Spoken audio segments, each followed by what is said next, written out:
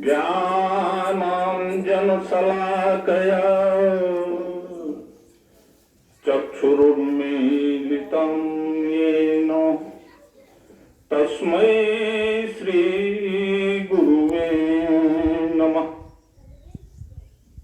कृष्णत्वदीयपदपङ्कजपञ्जरान्ते अद्यैव मे विशतु मानसराजहंसः। प्राणप्रमाणसमये कफवातु पित्तैः कण्ठावरोधनविधौ स्मरणं कुतस्ते। रत्नाकरस्तव गृहम् गृहिणी च पद्मा किं देयमस्तु भवतो जगदीश्वराय। आभिर्वामनयना हृतमानसाय दत्तं मनो यदुपते कृपया गृहाण। व्यासपीठ पर विराजमान हमारे सबके कुलगुरु आदरणीय महाराज जी,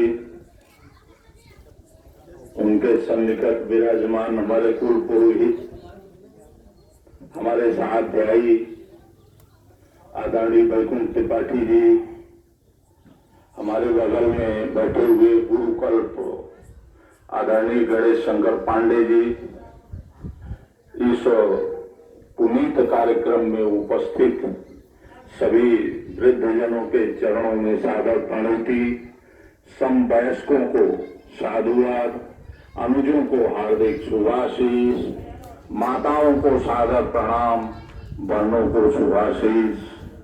अपने इस जन्मभूमि की पुनीत माटी में, पुनीत इसलिए है एकादश श्रीमद् भागवत पुराण की आवृत्ति जिस स्थल पे हो जाए वह रज तो वृंदावन जैसी पवित्र, इसकी माटी में तो लौट कर जीवन धन्य हो सकता है।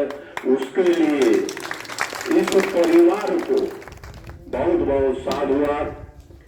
हमारे साथ पंडित राम जन्म पांडे जी, हम सब एक साथ पढ़ते थे, उनको बहुत धन्यवाद साधुवाद। और सबके प्रणेता आचार्य राम सेवक पांडे जी, जिनको प्रणति करने का मन कर रहा है, साधुवाद भी दिया जाता है, हार्दिक आशीष। महाराज जी के सम्मुख क्या बोला जाए, आप सब बड़े धन्य हैं, सबका आशीर्वाद भी हम चाहते हैं। बात शुरू करें कि बिनु सतसंग विवेक न होई। ये अवसर क्यों मिलते, सामयिक चर्चा की जाए। श्रीमद् भागवत जी की कथा तो महाराज जी आपको सुनाई रहे हैं। राम कृपा बिनु सुलभ न सोई। विवेक क्या है, ये समझने की जरूरत है। कर्तव्य का ज्ञान ही विवेक। सत्य क्या है, असत्य क्या है, धर्म क्या है, अधर्म क्या है, इसका ज्ञान ही विवेक। अन्यथा सृष्टि जो क्रम है वो बड़ा विचित्र, उसको ऋषि मुनियों ने भी आद्यंत समझ नहीं पाया। ये सृष्टि क्या है, जगत क्या है, जीव क्या है, ब्रह्म क्या है, ईश्वर क्या है, समझने के लिए वो ज्ञान चक्षु चाहिए। बहुत ही आसान भी है, जैसा महाराज जी बता रहे थे, ज्ञान मार्ग और भक्ति मार्ग। हम लोग तो वो ज्ञानी नहीं है, ऋषि कल्प ज्ञान नहीं है, लेकिन भक्ति तो हमारे अधीन है। अगर नौधा भक्ति सभी को मिल सकती है तो हमें क्यों नहीं मिल सकती? ये समझने की जरूरत है। अन्यथा इतने प्रकृति में, जीव जगत में, इस संसार में कितने जीव हैं, हमें और उनमें अंतर क्या है, ये भी समझने की जरूरत है। एक पशु में, एक मानव में क्या अंतर है? क्योंकि सारी क्रियाएं समान है। आहार निद्रा भय मैथुनंच सामान्य में तक पशु भी नराणाम। तो अंतर क्या है? आहार, वो भी भोजन करते हैं, हम लोग भी करते हैं। वो भी सोते हैं, हम भी सोते हैं। वो भी भय से आक्रांत होते हैं, हम भी होते हैं। वो भी मैथुन संतान उत्पत्ति करते हैं, हम भी करते हैं। तो पशु और हमें अंतर क्या है? क्योंकि मैं अपने को श्रेष्ठ मानता हूं कि मैं मनुष्य हूं। तो अंतर कहां है? धर्मो हि तेषाम अधिको विशेषः। मानव धर्म का ज्ञान रखता है, इसलिए हम उससे विशेषता है। जीव हम भी हैं, हम पशु तो नहीं है, इसलिए धर्मेण हीना पशु ही समाना। अब विचार ये करना है, धर्म क्या है? धर्म की अनंत परिभाषाएं। ये तो भूय निश्रेयस प्राप्ति ही सहधर्म, ये बहुत छोटी सामान्य परिभाषा। ये तो भूय निश्रेयस, उसे धर्म के तो 10 लक्षण है, वो उसमें जाने की जरूरत नहीं है, तो थोड़ा कठिन मार्ग है। हम क्या कर सकते हैं? हम अपने गांव में रह के क्या कर सकते हैं अपने जीवन में, वो धर्म की परिभाषा जानने की जरूरत है। ये तो हृदय निश्रेयस प्राप्ति ही सह धर्म, जिस आचरण से मनुष्य को जीवन में कल्याण और उन्नति प्राप्त हो, वही धर्म। अब जैसा हमने कहा आहार निद्रा भय मैथुनंच, हमें धर्म है तो हम विशिष्ट हैं, तो आहार धर्म भी होना चाहिए, निद्रा का भी धर्म है, भय का भी धर्म है और मैथुन का भी धर्म है। क्यों? पशुवत न बने। आहार का धर्म क्या है? भक्षा भक्ष विवेक, सबके लिए निर्धारित है शास्त्रों में, क्या खाना चाहिए, क्या नहीं खाना चाहिए, हमें ये विचार रखना होगा। दूसरा सिद्धांत दिया वेदों में, सहना ववतु सहनं भुनक्तु, एक साथ सबकी रक्षा करो और एक साथ मिलकर हम खाएं। अर्थात पड़ोसी भूखा तो नहीं है, यह भी धर्म का ही अंग है। ऐसा कुछ न कर सके तो कल्पना तो करें। निद्रा क्या है? जब मन में आया तभी सो लिए, अंगड़ाई ले लिए, नहीं। धर्म की निद्रा भी हो, अन्यथा आप लोग जानते हैं, सभी पढ़े लिखे हैं, सोने के लिए भी गोलियां खानी पड़ती है, नींद नहीं है। भरत जैसी निद्रा हो, वह समर्पण भाव हो, जागत भरत ही रैन से जाने, वो भरत वाली प्रवृत्ति होनी चाहिए निद्रा में भी। और आचरण में तो है ही, अगर स्वस्थ रहना है तो समय से सोइए। भय, धर्म का भय हो। भगवान ये कहते हैं कि सक्रिय, श्रीमद् भगवत गीता में है, सक्रिय प्रपन्नाय तवास्मीति च याचते अभयम सर्वभूतेभ्यो ददाम्येतद् व्रतम मम। अगर मेरी शरण में आकर के एक बार भी तुम समर्पण कर दोगे तो तुम्हें संपूर्ण जीव से मैं अभय प्रदान कर दूंगा। कितना सरल मार्ग है। सरल तो लगता है लेकिन बड़ा दुष्कर है, बड़ा कठिन है। क्यों? हर व्यक्ति को, किसी को सौंदर्य का अभिमान है, किसी को ज्ञान का अभिमान है, किसी को विद्या का अभिमान है, किसी को धन का अभिमान है। जब तक ये मन में है, अब क्यों है भाई? हमारा है क्या कुछ? जब यही सब छूट जाना है तो उल्टे चलने की जरूरत क्या है? भगवान ने दिया है, वो परमात्मा ने दिया है तो मार्ग भी बताया है। धन दिया है तो दशमांश खर्च करो, दीनों के लिए, दुखियों के लिए, सत्कर्म के लिए, सत्पुरुषार्थ के लिए। जब तक इसका समर्पण भगवान में हम नहीं करेंगे, भगवान की साधना बड़ा दुख होता है कि इतनी सरल है, कुछ नहीं मानता और बड़े जल्दी प्रसन्न होता। मानता क्या है? पत्रम पुष्पम फलम तोयम यो भक्त्या प्रयच्छति। वो कह रहा है मुझे पत्ता चढ़ा दो, मुझे पुष्प चढ़ा दो, मुझे फल चढ़ा दो, कुछ मत चढ़ाओ, दूध खीर मक्खन भोग मत लगाओ, थोड़ा पानी चढ़ा दो। लेकिन हम क्या करते हैं? अरे किसको हम देना चाहते हैं? वो है क्या? कहां हमारी सामर्थ्य है उसको हम कुछ दे देंगे? है किसी में सामर्थ्य? क्या है वो? रत्नाकरस्तव गिरि। हम एक भक्त की कल्पना देखिए, कितनी अच्छी कल्पना कर रहा है। उसने कहा भगवान को मैं कुछ देना चाहता हूं। कल्पना किया, क्या दूं? तो भगवान का बढ़िया घर बनवाता हूं, टाइल्स वगैरह संगमरमर वगैरह लगा के। चिंतन किया कि कहाँ रहते हैं नारायण? क्षीर सागर में, वो उनका घर है। तो कैसा है भैया? सारे रत्न वहीं से निकलते हैं, तो उसका तो घर रत्नों से बना हुआ है। ईट पत्थर का घर वो क्या करेगा? कहा नहीं, घर नहीं दूंगा।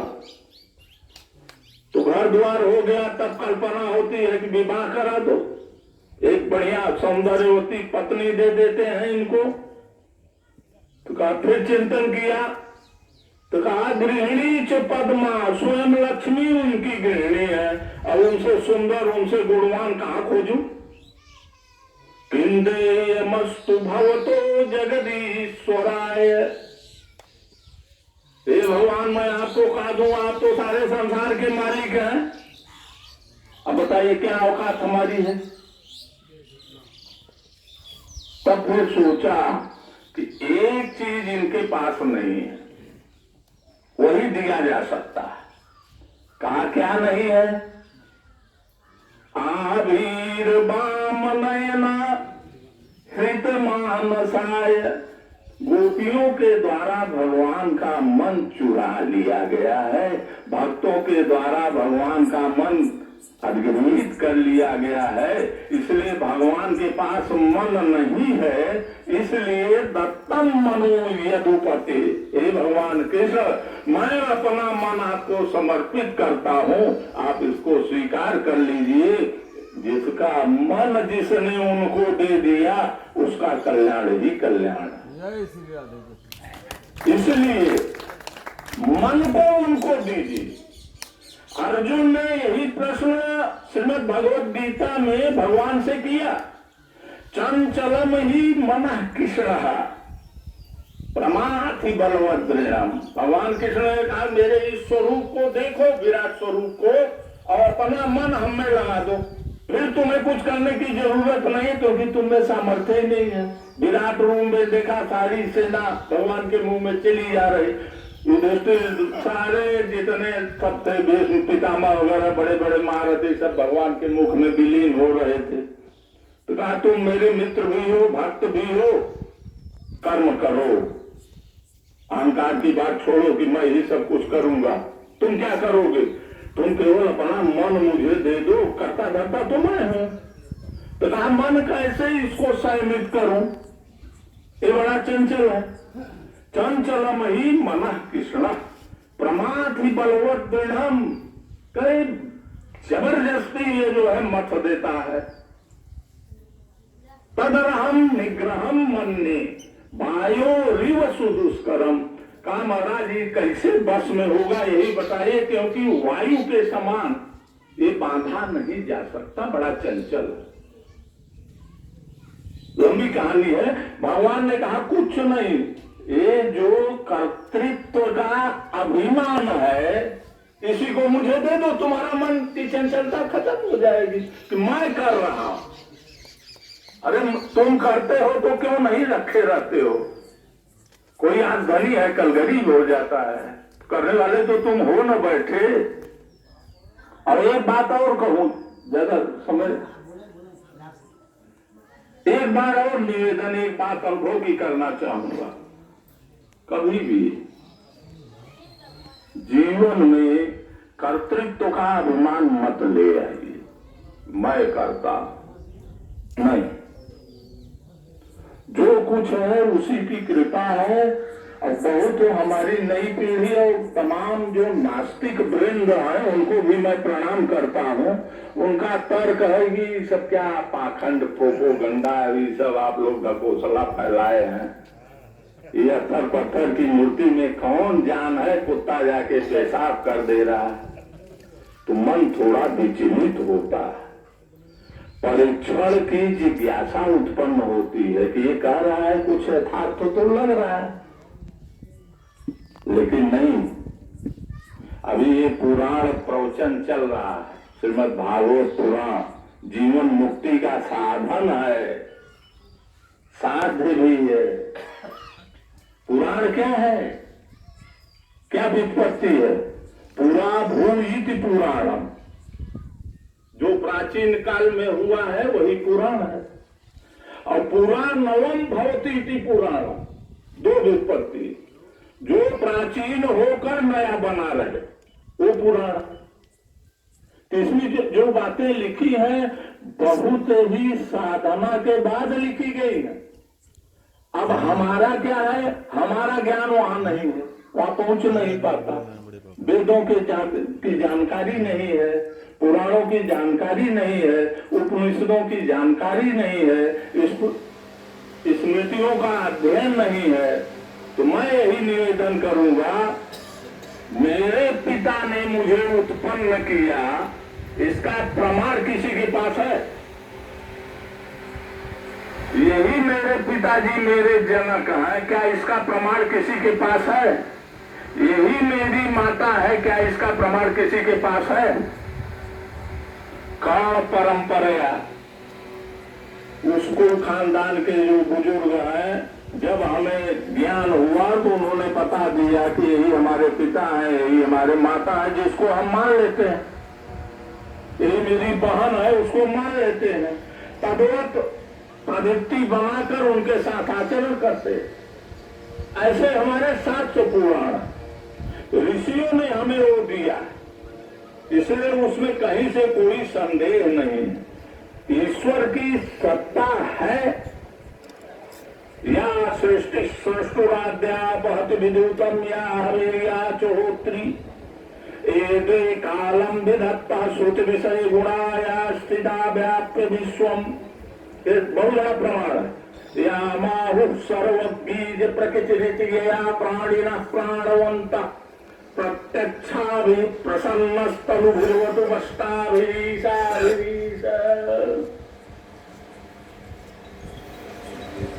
गगन किसने दिया? प्राणवायु किसने दिया? क्या किसी कंपनी में बन सकती है क्या? आप ऑक्सीजन इसी प्रकृति से लेके देते हो।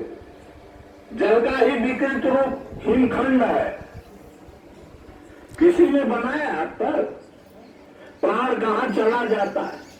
मां के गर्भ में ये सारे अवयव कैसे विकसित होते हैं? इसलिए ईश्वर की सत्ता माननी पड़ेगी। अब ईश्वर की सत्ता माननी पड़ेगी तो जगत में धर्म का आचरण करना पड़ेगा। क्यों? क्योंकि ईश्वर भी लोक के हितार्थ मनुष्य अवतार लेता है। भगवान के 24 अवतार, तो मनुष्य अवतार ही क्यों लेता? कृष्णावतार हुआ, रामावतार हुआ। लोक के संरक्षण और शिक्षण के लिए भगवान का अवतार होता। क्यों? ईश्वर अंश जीव अविनाशी। हम क्या हैं पहचानने की जरूरत है, उसी के अंश हैं, लेकिन वह शाश्वत है, वह नित्य है, हम अभी नश्वर। अंतर इतना ही है, वहीं से आए हैं, वहीं जाना है।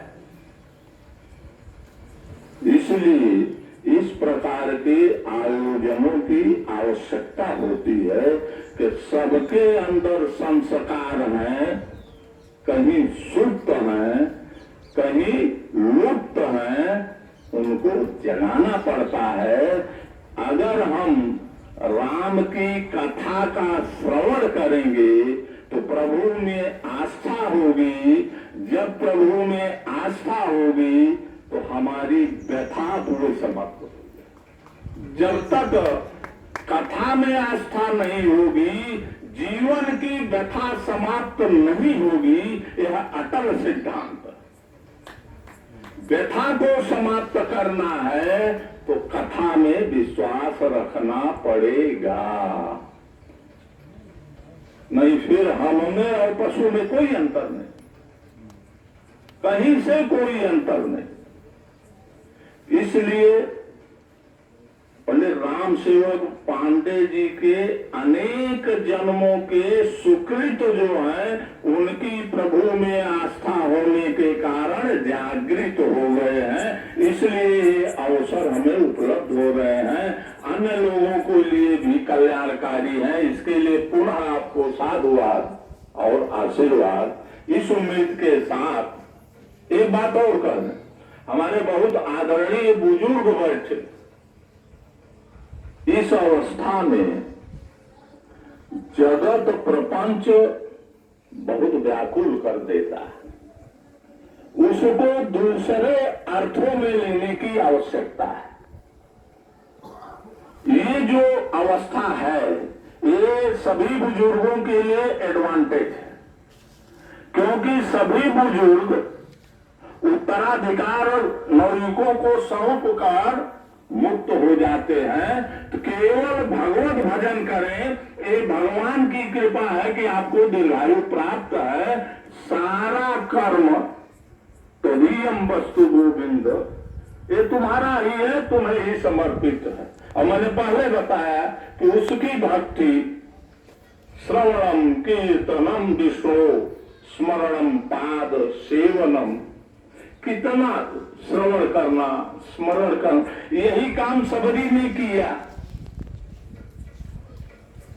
हम क्या अभी मारासन रहे, कोई आके कहे चलो भाई तुम कहे रुक जाइए, अभी नतीनिया की शादी करना, थोड़ा एक आध साल और दे दीजिए।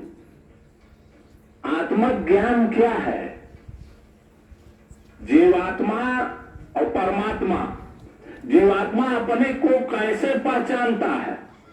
तो हमें बाली का दृष्टांत ध्यान में रखना होगा। भगवान राम ने जब बाली का वध किया, उसके सम्मुख गए, अनेक विवाद बात विवाद हुआ।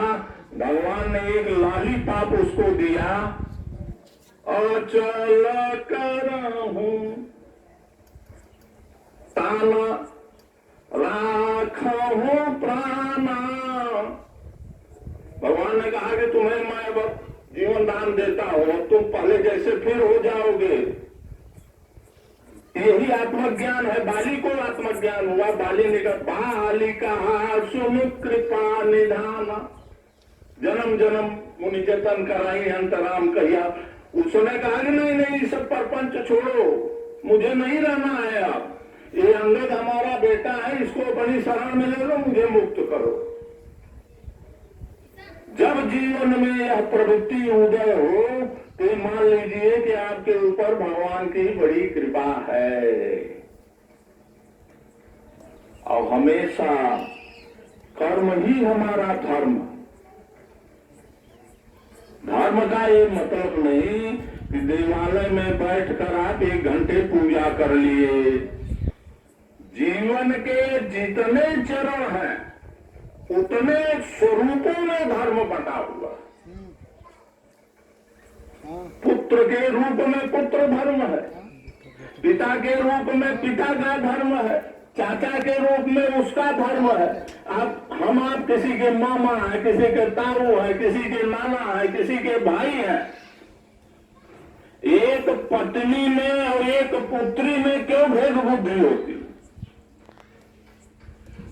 पत्नी के साथ मन में अलग विचार उत्पन्न होते हैं और पुत्री के साथ देखने पर मन में अलग विचार उत्पन्न होते हैं। ये किसका प्रभाव है? धर्म का प्रभाव है।